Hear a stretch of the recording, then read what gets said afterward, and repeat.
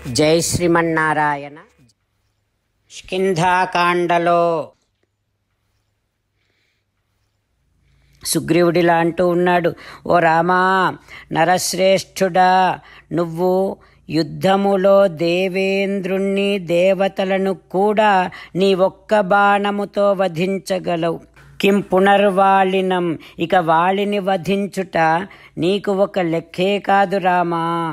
ఓ రామా, 7 సాల వృక్షాలను, కొండను, భూమిని ఒకే బాణముతో ఛేదించిన నీకు ఎదురుగా నిలబడి ఈ ప్రపంచములో ఎవ్వడూ యుద్ధం చేయలేడు రామా.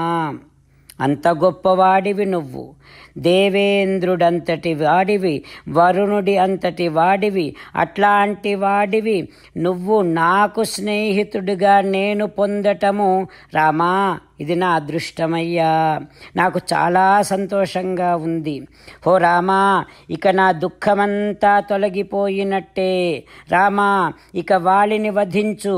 బద్ధోయం అంజలి, నీకిదే చేతులెత్తి దండం పెడుతున్నాను రామా అంటూ సుగ్రీవుడు శ్రీరామచంద్రుడికి అంజలి ఘటిస్తున్నాడు.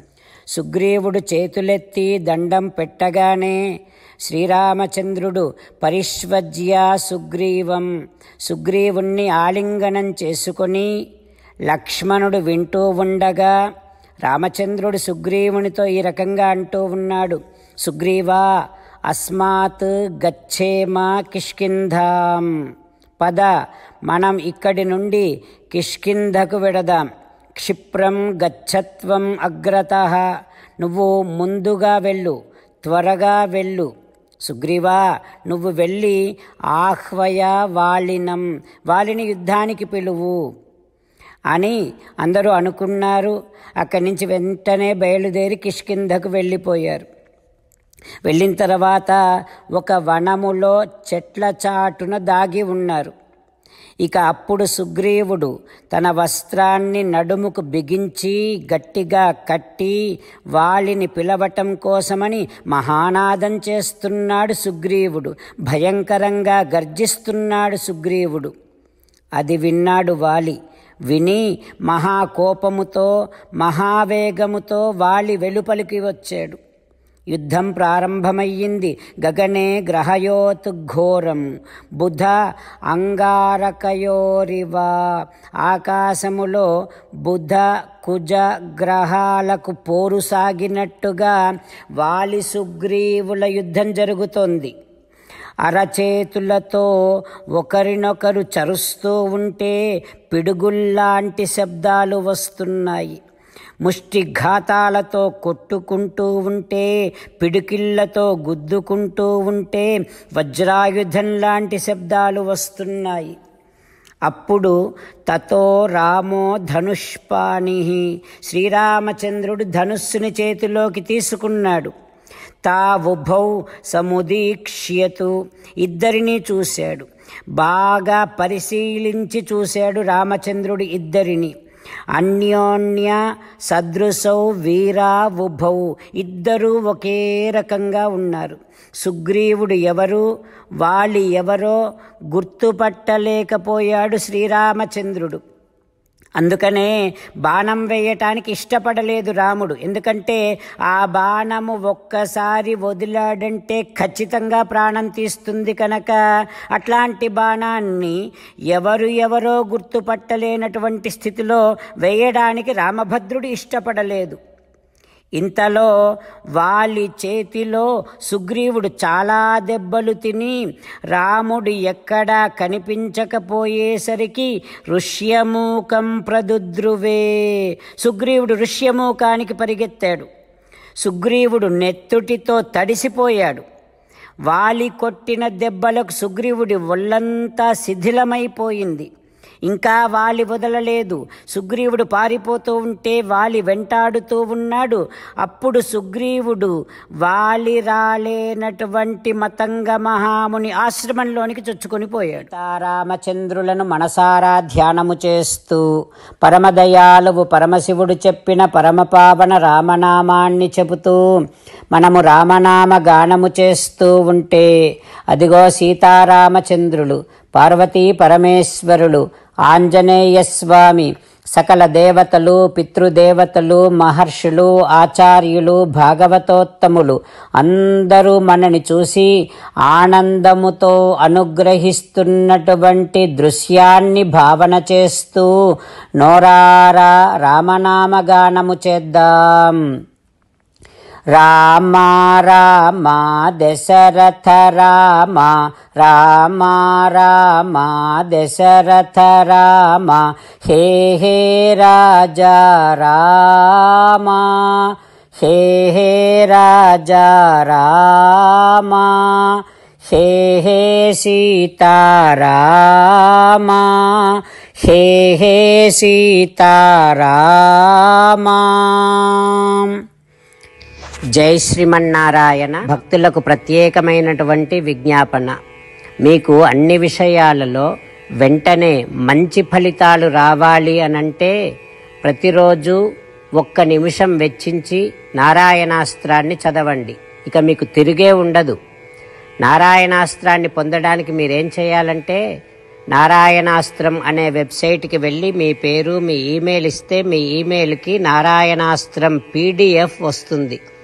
అందులో ఒక రామాయణ శ్లోకం, ఒక గీతా శ్లోకం, ఒక విష్ణునామం ఉంటాయి. ఆ మూడింటిని కలిపి నారాయణాస్త్రం అంటాం. ప్రతి ఒక్కరికి వేరువేరు శ్లోకాలను ఇస్తున్నాం. ఆ రకంగా ఎవరి శ్లోకాన్ని వారు ప్రతిరోజు తప్పనిసరిగా చదవటం వలన ప్రతిరోజు ప్రతి 24,000 భక్తులతో ఒకసారి సంపూర్ణ రామాయణ పారాయణ, 33 సార్లు శ్రీమద్ భగవద్గీత పారాయణ, 24 సార్లు శ్రీ విష్ణు సహస్రనామ స్తోత్ర పారాయణ జరుగుతుంది. ప్రతి ఒక్కరికి అంతటి విశేష ఫలితము ప్రతిరోజు లభిస్తుంది. అందుకని మీరు, మీ కుటుంబ సభ్యులు అందరూ ఒక్కొక్కరు ఒక్కొక్క నారాయణాస్త్రాన్ని వెంటనే పొందండి. జై శ్రీమన్నారాయణ. శ్రీమద్ భగవద్గీత సారాంశముగా 18వ అధ్యాయములో 65 నుంచి 69 శ్లోకముల ద్వారా శ్రీకృష్ణ భగవానుడు మనందరినీ ఒక 8 పనులు చేయమని చెబుతూ పరమాత్మ ఈ రకంగా అంటూ ఉన్నాడు. ఎవరెవరైతే నేను చెప్పిన ఈ 8 పనులు చేస్తారో వారందరూ నాకు చాలా ఇష్టమైన వారవుతారు. అప్పుడు వారిని నేను సకల పాపముల నుండి, సకల దుఃఖముల నుండి విముక్తులను చేసి నా అంతటి వారిగా చేసుకుంటా, తరగని ఆనందాన్ని అనుభవింపచేస్తా. నిజమే చెబుతున్నా, ప్రమాణము చేసి చెబుతున్నా అంటూ సాక్షాత్తుగా దేవదేవుడైన శ్రీమన్నారాయణుడైన శ్రీకృష్ణ భగవానుడే మనను ఈ 8 పనులు చేయమని చెబుతూ ఉన్నాడు కనుక, హో శ్రీమన్నారాయణ, కరిష్యే వచనం తవ, తప్పకుండా చేస్తా, నువ్వు చెప్పినట్టే చేస్తా అంటూ మనం ప్రతిరోజు దేవదేవుడైన శ్రీమన్నారాయణుడికి ఈ రకంగా మాట ఇద్దాం. హో శ్రీమన్నారాయణ, నువ్వు చెప్పినట్టే నేను నిన్నే సంతతము ధ్యానము చేస్తూ ఉంటా.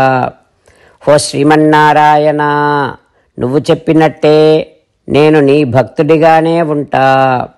హో శ్రీమన్నారాయణ, నువ్వు చెయ్యమన్నట్టే నేను నా విధులను, కర్తవ్యాలను నీ సేవగా, నీ తృప్తి కోసమనే సక్రమంగా నిర్వర్తిస్తూ ఉంటా.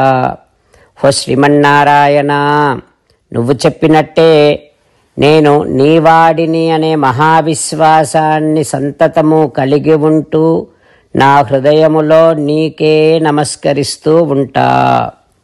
హో శ్రీమన్నారాయణ, మామేకం శరణం వ్రజ, నన్నొక్కడిని మాత్రమే శరణు వేడుకో అని నువ్వే అన్నావు కనుక నేను నిన్ను ఒక్కడిని మాత్రమే శరణు వేడుకుంటా. హో శ్రీమన్నారాయణ, మా శుచః, ఇక దుఃఖించకు అని నువ్వే నాకు భరోసా ఇస్తూ ఉన్నావు కనుక నేను ఇక దుఃఖించను. హో శ్రీమన్నారాయణ, నువ్వు చెప్పినట్టే నువ్వు నా కోసమని చెప్పిన శ్రీమద్భగవద్గీతను ఎప్పుడో ఒక్కసారి కాకుండా ప్రతిరోజు కనీసం 1 శ్లోకాన్నైనా అనుసంధానము చేస్తూ గీతోపదేశాన్ని జ్ఞాపకం చేసుకుంటూ ఉంటా. హో శ్రీమన్నారాయణ, నువ్వు చెప్పినట్టే నువ్వందరి కోసమని చెప్పిన శ్రీమద్భగవద్గీతను తెలియని భక్తులందరికీ తెలియచేసే నా వంతు ప్రయత్నాన్ని నిరంతరము కొనసాగిస్తూనే ఉంటా. హో శ్రీమన్నారాయణ, నేను నువ్వు చెప్పినట్టే చేస్తా, నీకు నచ్చినట్టే ప్రవర్తిస్తా, నీకోసమే పని చేస్తూ ఉంటా. కరిష్యే వచనం తవ. సర్వం శ్రీకృష్ణార్పణమస్తు. జై శ్రీమన్నారాయణ.